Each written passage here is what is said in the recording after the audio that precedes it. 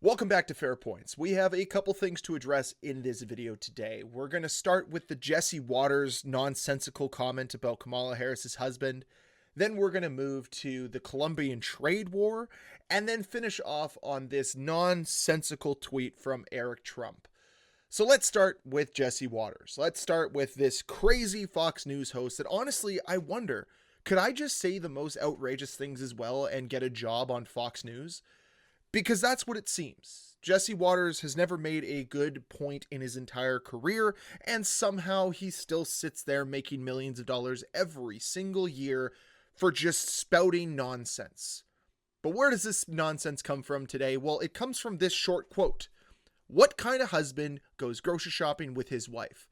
Because a clip emerged of Kamala Harris and her husband going shopping at the grocery store together. Seriously, this is the timeline we're in. We're in a timeline now where apparently it is not alpha enough to go grocery shopping with your wife. I don't know, maybe it's one of those things you want to do together because you want to plan meals together, because you want to make meals together, because spending time together is fun. Is Jesse Waters' wife just somebody who sits at home and is a good housewife and never goes out of line, otherwise the husband's going to snap on her? I don't know, maybe that's why she doesn't want to go to the grocery store with you. Or is it unmanly to check the price of eggs that is supposed to drastically fall under the new administration, but has actually just drastically risen because there's a thing called the bird flu out there?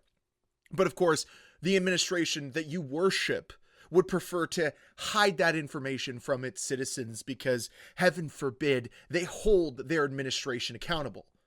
Sounds a little fascist if you ask me, but we won't talk about Nazi salutes today. That's for another video, another time.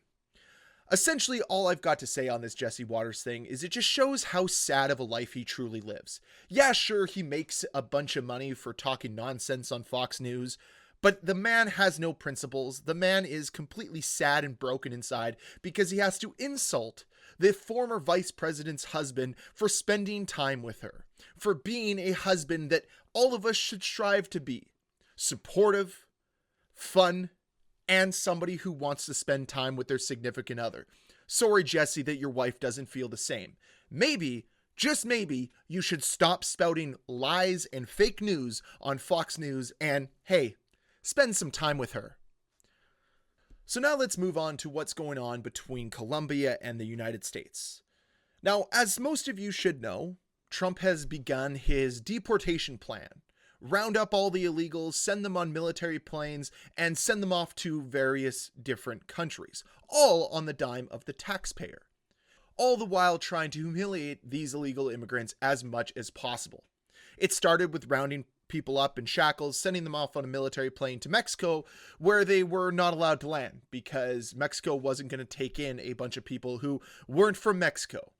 So yeah, that's good efficient spending on the government's part, way to just basically do a round trip from the US to Mexico and cost the taxpayers millions of dollars. But I'm sure you don't care because money's not an object to you because you just released a meme coin that is making you billions of dollars. But I digress. Fast forward now to what happened when they decided to send a plane full of these illegal immigrants to Colombia. And the Colombian government did the same thing. We're not going to accept these people because you guys are treating them inhumanely. You're not transporting them with any dignity. So Trump decides to slap 25% tariffs on Colombian goods and expects them to cave. Colombia retaliates by sending 50% tariffs on US goods. Now, I'm not super well versed on the Colombian US trade market, but I have an idea to think that there are a lot of Colombian goods that are transported into the US versus a lot of US goods being transported to Colombia. I could be wrong. I could be totally misunderstanding the situation. Nonetheless, Trump caved on this. He decided, okay, fine. We will not be sending these migrants inhumanely. We will not be shackling them to return them to your country. We will do it with a little bit more dignity, a little bit more respect. Colombia then rescinds their tariffs and says, okay, we'll accept these migrants. We'll accept these immigrants. That's fine. And then Trump turns around and basically says, They gave in. I win. I'm the best ever. Meanwhile, already playing golf and celebrating shooting a 82, but actually shooting a 71. You know how golf works in that manner. Nonetheless, I think this is probably the best way to summarize what happened. From Akiva McCohen on Blue Sky. Colombia, we're not taking shackled detainees returned on military flights. Transport them with dignity. Trump, trade war. Colombia, okay. Trump, fine, no more shackled detainees returned on military flights. Colombia, good. Was that so hard? Trump, they gave in. Hooray. And here's the thing. This entire base believes it verbatim. Anybody who pays attention to Trump and is a part of the cult, they believe exactly what Trump says. And I want to state this here on my first video for this channel. I believe the true people that have Trump derangement syndrome are those who follow Trump's every word as if it's gospel. You are deranged by this man because you believe every lie he tells you. You believe every little bit of manipulation he serves up to you. Because for whatever reason, he's become your God. And it's so transparent to see how far people have fallen. People like his son, Eric Trump, who unfortunately deleted this gem of a tweet.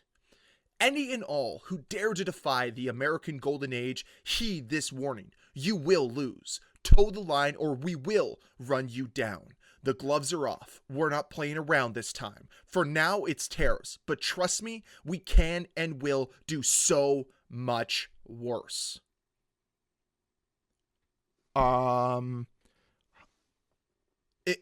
Is this fascist? This sounds a little fascist. Sounds like a little authoritarian from Nepo baby Eric Trump. Could you imagine the field day that Fox News and the Republicans would have if Hunter Biden tweeted this out? If anybody with the Biden last name tweeted something like this out?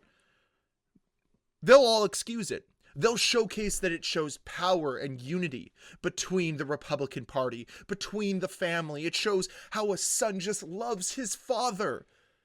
Meanwhile, everybody else that are part of MAGA, those with Trump derangement syndrome, all look at Trump as their daddy for some reason. It's absolutely mind-blowing. This is inexcusable. This is authoritarian.